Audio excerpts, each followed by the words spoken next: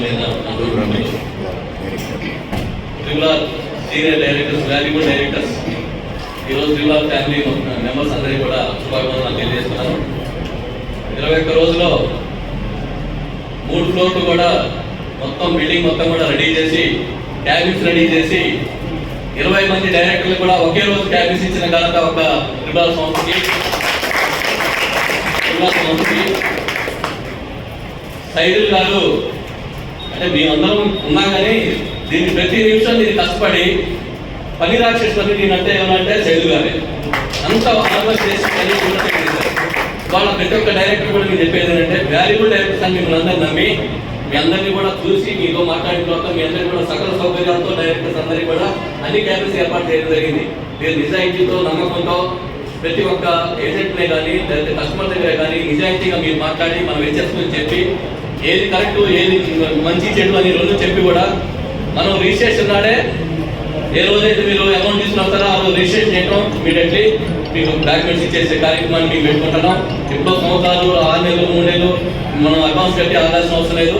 అలాంటి వెంచర్స్ని మనం చేస్తున్నాం. ఇప్పుడున్న వెంచర్ కూడా అలాంటి వెంచరే. రాబోయే 2 నెలల్లో ఇంకా 2 వెంచర్స్ కూడా పెద్ద వెంచర్స్ తీసుకురాబోతున్నాం. కాబట్టి ఇక్కడ డైరెక్టర్స్ అందరూ కూడా మీ వాల్యుబుల్ టైంని మీకు ఇచ్చిన క్యాబిన్స్ని మీరు సద్వినియోగం చేసుకొని ఫ్యూచర్లో మంచిగా ఎదగాలని చెప్పని కస్టమర్లకి నమ్మకమైన విధానాన్ని చెప్పి నమ్మకమైన సబ్జెక్ట్ చెప్పి మీ సబ్జెక్ట్ కూడా మీరు వెంచర్ మీద పూర్తి సబ్జెక్ట్ మీరు చూసుకొని అక్కడ ఏది డెవలప్మెంట్ ఉన్నాయని తెలుసుకొని వాళ్ళందరికీ చెప్పి నిజాయితీగా పనిచేయండి, డెవలప్ అవ్వాలని చెప్పి కోరుకుంటూ నాకు ఈ అవకాశం మీ అందరికీ ధన్యవాదాలు.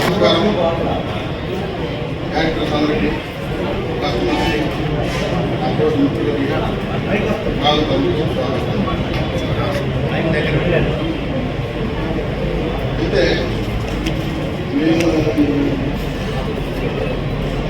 సైట్ ఎక్వైర్ చేయడానికి సైదుల్ గారు చాలా పట్టుకుంటారు. ఎందుకో ఏంటో నాకు అర్థం కాదు. దీని గురించి ఇంత మనము ల్యాండ్ ఓనర్ని ప్రెజెంట్ చేయాల్సిన అవసరం లేదు కదా అనుకున్నాను. సైజులో నేను డ్రాప్ అయ్యాను, వద్దన్నా లేదన్నా అది మనకు కావాలన్నా. అసలు ఏంటా దీని సంగతి ఏంటా అని పోతామని చెప్పుకుని పోయాను. పోతే సైజుల నిజం నాకు అర్థమైంది.